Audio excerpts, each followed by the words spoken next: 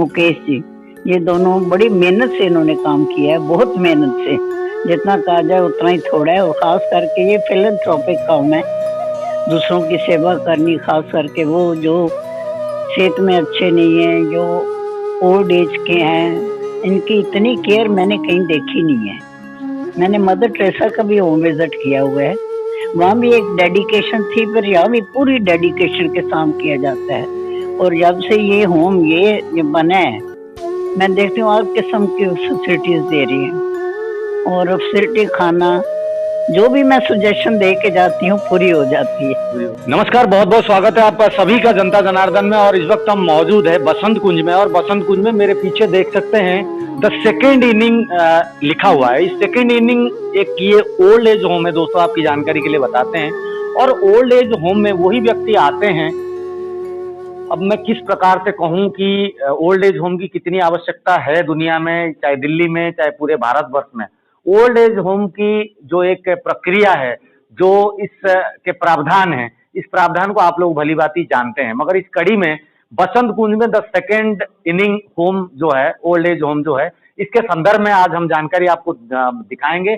और जो management system से ताल्लुकात रखते हैं उनसे भी बात कराएंगे। और ये पूरे सेकेंड इनिंग होम जो ओल्ड एज होम है, इसको किस प्रकार से परिचालन किया जाता है और किस प्रकार से बुजुर्गों को यहाँ पर ख्याल रखा जाता है, उनकी जिंदगी में आने वाले दिनों में जो भी इनके समय काल रह गया है, किस प्रकार से यहाँ पर वो लोग चाहते हैं, क्या कुछ उन लोगों के लिए सुविधाएं हैं, वो सभी चीजों को आज हम दिखाएंगे। आइए आगे बढ़ते हैं और यहाँ के जो परिचालन करने वाले व्यक्तित्व हैं उनसे हम बात कराएंगे। महिला हैं, सबसे बड़ी बात है। और इतने बड़े ओल्ड एज होम को परिचालन करना कोई आसान बात नहीं है।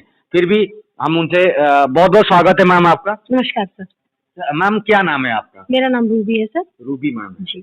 मैम, किस प्रकार से द सेकेंड इनिंग होम के बारे में थोड़ा सा दर्शकों को बताएं, ताकि लोगों को भी मैसेज जाए कि बसंत कुंज में the second inning home old age home जो है किस प्रकार से है और इसकी बुलंदी कैसी है, कब से शुरू हुआ है, क्या कुछ इसके इतिहास के बारे में? हमारे ओल्ड एज होम को तकरीबन 13 से 14 साल हो गए हैं। जी जी।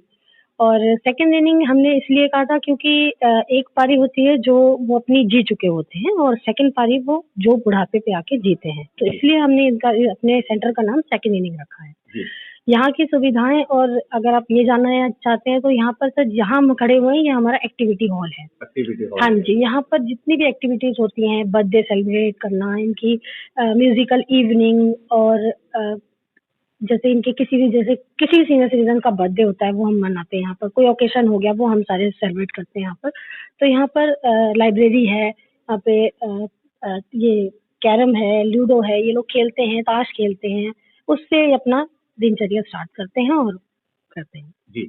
अच्छा, यहाँ पर मनोरंजन के लिए यहाँ पर टीवी भी चल रहा है, आप लोग देख सकते हैं दोस्तों। खबर के रिलेटेड आपको पता है और अपडेट से रिलेटेड आप टीवी में देख सकते हैं, मनोरंजन भी कर सकते हैं। साथ साथ खेलने के लिए कैरम का खेल है यहाँ पर है, और अन्य अन्य चीजें हैं, वो भी थोड़ा सा हम आपको दिखाएंगे कि किस प्रकार से यहाँ पर मैम व्यवस्थाएं किस प्रकार से हैं, खाना पूर्ति कैसे होती है, इनकी स्वास्थ्य की समस्याओं को आप लोग कैसे देखते हैं, और आने वाले दिनों में जैसे डेंगू है, मलेरिया है, कोविड है, इन प्रकार परिस्थितियों में आप लोग किस तरीके से आपको संघर्ष करना पड़ता है और बुजुर्गों का आप कैसे ख्याल रखते हैं? सर काफी ख्याल रखना पड़ता है इन लोगों का। इसी को देखते हुए हमने अपने यहाँ पर मेडिकल रूम बनाया हुआ है, जिसमें मेडिकल की सुविधाएं इनको दी जाती हैं। सपोज किसी को कुछ हो जाता है तो हम उसमें उनको शिफ्ट करते हैं, और वहाँ पर हमारी टीम होती है, हॉस्पिटल से डॉक्टर हमारे ऑन पैनल होते हैं, हम उनको कॉल करते हैं, जो वो हमें सजेस्ट करते हैं वो हम उनसे करते हैं। फिर उनको स्टेबल होने के बाद उनको हॉस्पिटल में शिफ्ट करना होता है तो करते हैं, नहीं तो उनकी केयर यहाँ पर करते हैं। तो केयरिंग के सिस्टम इन्होंने सही बना रखा है। और मैम खाना पूर्ति के लिए जैसे कई सारे हमने ओल्ड एज होम देखा है जहाँ पे हाइजीनिक का ख्याल कम ही रखा जाता है, या तो लगभग भीड़ भाड़ या किसी भी कारणवश वो नहीं हो पाता है। यहाँ पर किस प्रकार से हाइजीनिक और किस प्रकार से व्यवस्थाएं आपने किचन की हो चाहे खाना पूर्ति की हो, किस प्रकार से व्यवस्थाएं थोड़ा दिखाएंगे तो हमें अच्छा लगेगा। क्लीननेस का तो काफी ज्यादा ध्यान रखा जाता है, क्योंकि सीनियर सिटीजन से सबसे मेनली चीज होती है कि उनकी तबियत पे बात आ जाती है। अगर हम उनको कोई चीज खराब देते हैं, या माहौल खराब है, या उनके रूम का या बाहर का या किचन का कोई भी चीज साफ सुथरी अच्छी नहीं है, तो उससे उनकी तबियत पे फर्क पड़ता है। तो उसके लिए हमें हमें ध्यान रखना पड़ता है। जैसे कि आप देख रहे होंगे, चलिए दिखाइए, ये लीजिए, आप माइक ले लीजिए और आप खुद ही बोलते रहें। जैसे आप देख रहे हैं सर, क्लीननेस के मामले में आपको यहाँ पे कहीं पर कुछ नजर नहीं आएगा, ऐसा नहीं लगेगा कि कहीं पर के हमने ये जी जी। मतलब हमारा ये एक्चुअली ही है, कुछ ऐसा नहीं है कि हमने आर्टिफिशियल कुछ किया हुआ है। कहीं भी आप जाके देख लीजिए, जैसे कि आप यहाँ पर आके देखेंगे,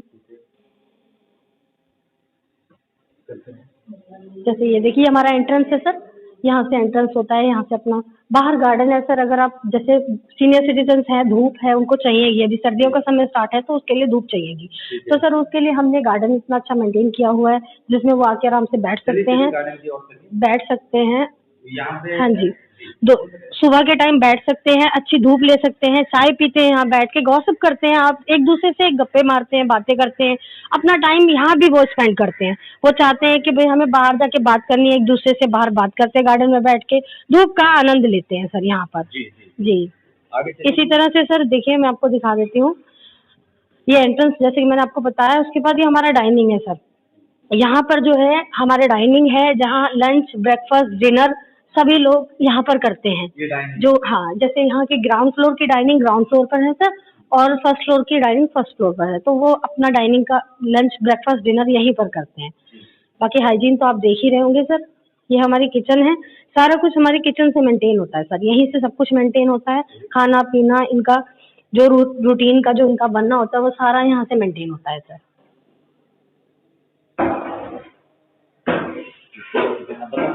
जी, यहाँ से सारा कुछ सभी कुछ यहाँ से मेंटेन होता है।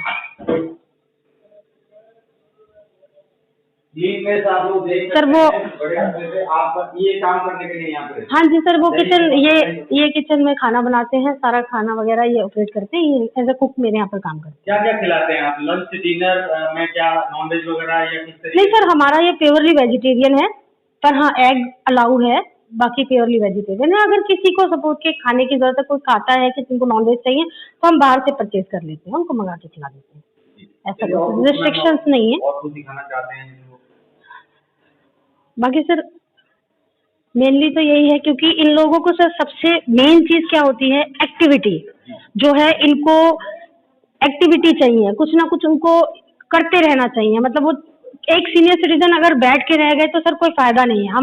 हमारा मोटो सिर्फ ये है कि वो एक्टिव रहें, चलते फिरते रहें, एक्टिव रहें, वो किसी गेम में इन्वॉल्व हुए, वो किसी प्रोग्राम में। हमारे यहाँ हर हफ्ते वीकली म्यूजिकल इवनिंग होती है, जो कि हमारे यहाँ वीकली होती है। बाहर से सिंगर्स आते हैं, वो यहाँ पर आके एंटरटेनमेंट करते हैं। सो ये सारे हमारे यहाँ एक्टिविटीज होती है। एक्टिविटीज की फोटोज आपने देखी होंगी, सारी एक्टिविटीज हमारे यहाँ पर होती है सर। जी सर, ये सर हमारा ग्रैंड पेरेंट्स डे का है प्रोग्राम था, तो हमने उसमें मिस्टर शंकर साहनी जी हैं, वो आए थे, उनको एज अ चीफ गेस्ट हमने बुलाया था। जी,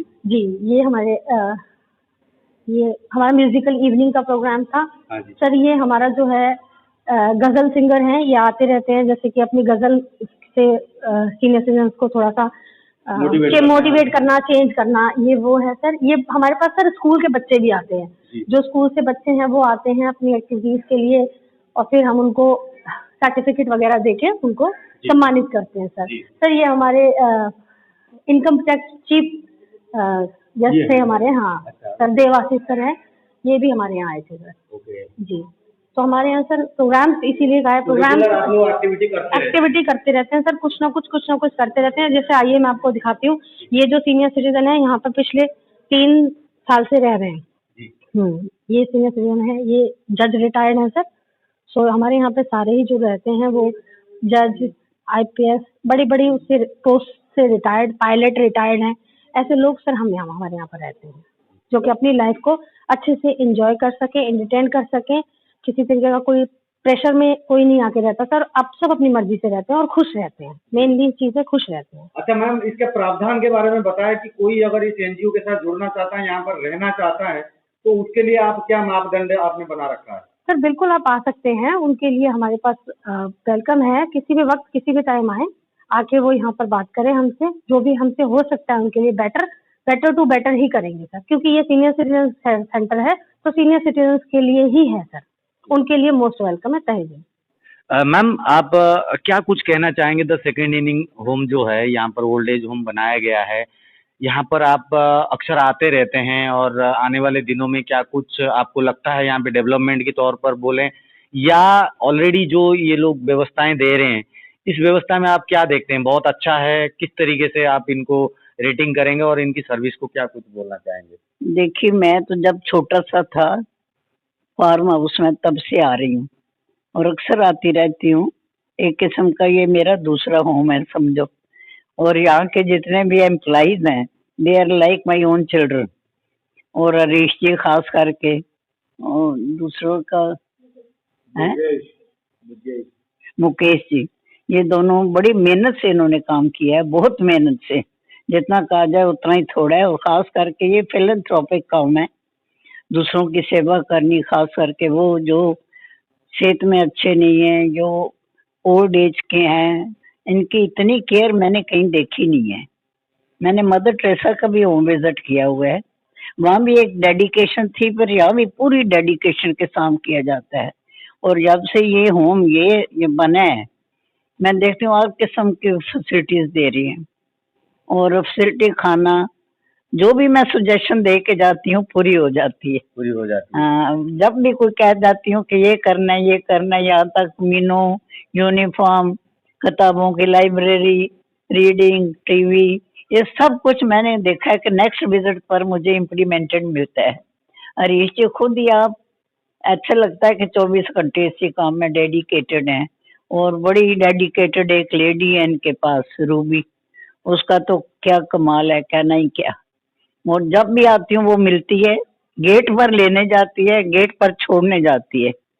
या मैं तो विजिटर हूँ, तो बाकी देखती हूँ जितने भी लोग भी इनमेट्स हैं उनके कमरों में भी गई हूँ, देखा है बहुत अच्छी तरह सब हंसते खेलते मिलते हैं। Overall 10 on 10। हाँ जी, ओवरऑल 10 on 10 मार्किंग देंगे आप? हाँ, वैसे ही आ जाती हूँ, कभी कभी मन करता है तो आ जाती हूँ।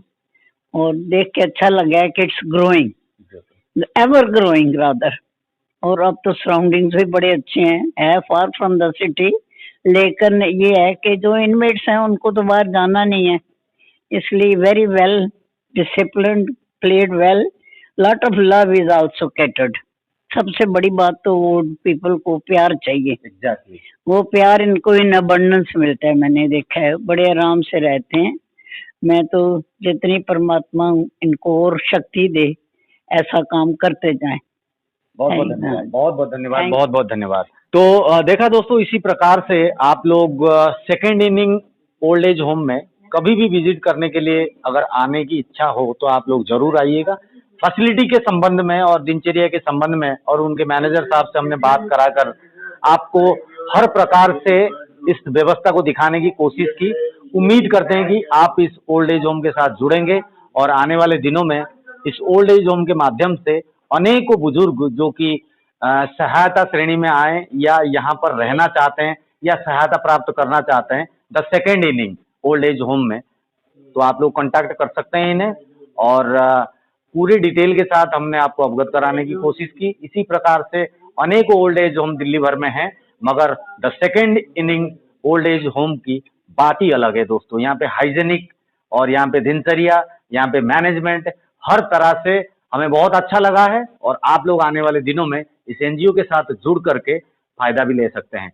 तो सभी से अनुरोध है कि इस रिपोर्ट को एक बार जरूर शेयर करें, लाइक करें और कमेंट करना ना भूलिएगा, ताकि आने वाले दिनों में हमें इसी प्रकार से प्रेरणा मिलती रहे और हम आपके लिए इसी प्रकार से सेवा भाव से काम करते रहें। फिलहाल के लिए दीजिए इजाजत, जुड़े रहिए जनता जनार्दन के साथ, मिलेंगे खास अपडेट के साथ। फिलहाल के लिए जय हिंद, वंदे मातरम।